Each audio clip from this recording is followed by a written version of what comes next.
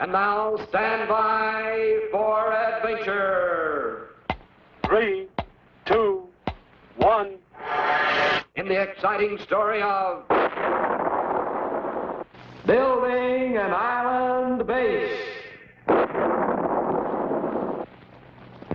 Once Colonel Bleep and his friends were back on 00 Island, little Squeak could wait no longer to build a home. In fact, Squeak had already drawn a sketch of the kind of house he dreamed of, with picket fence and a garden for flowers and vegetables. But how can you build a house without the tools of the carpenter's trade?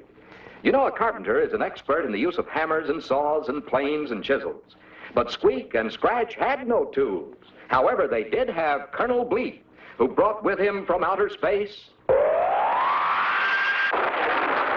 Futonic energy, the power of the future, stronger even than atomic energy. And so, Bleep threw the F-energizer switch. And suddenly there was a beautiful little house for Squeak with a huge cave underneath for Scratch.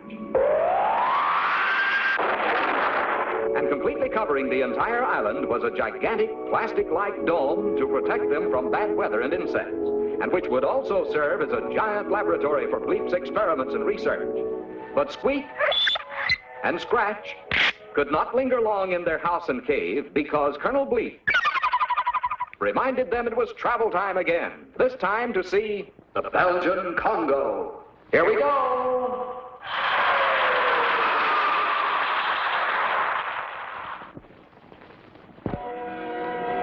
Looking down on the continent of Africa from high in the sky, Bleep, Squeak, and Scratch see that the Belgian Congo looks something like an ivy leaf.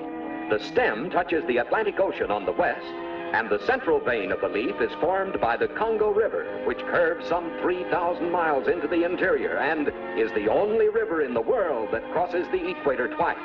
The capital city of Leopoldville is a modern, busy river port. But half of the Belgian Congo is covered by dense equatorial jungle, with a temperature in the 80s almost every day of the year. If Bleep and his friends were to crash in this land, they would find jungles that are almost useless to man. Few tropical fruits grow here, and in fact, until recently, the natives lived almost entirely on game they snared or shot with bow and arrow.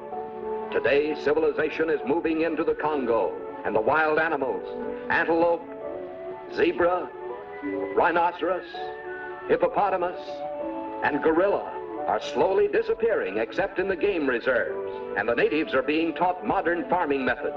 The Belgian Congo was first opened to Europeans by Henry Morton Stanley, the American newspaper man. The same Mr. Stanley who said, "Dr. Livingston, I presume." To most people, the Belgian Congo would not be considered a very pleasant place to live, but it is an interesting place for Bleep, Squeak, and Scratch to visit.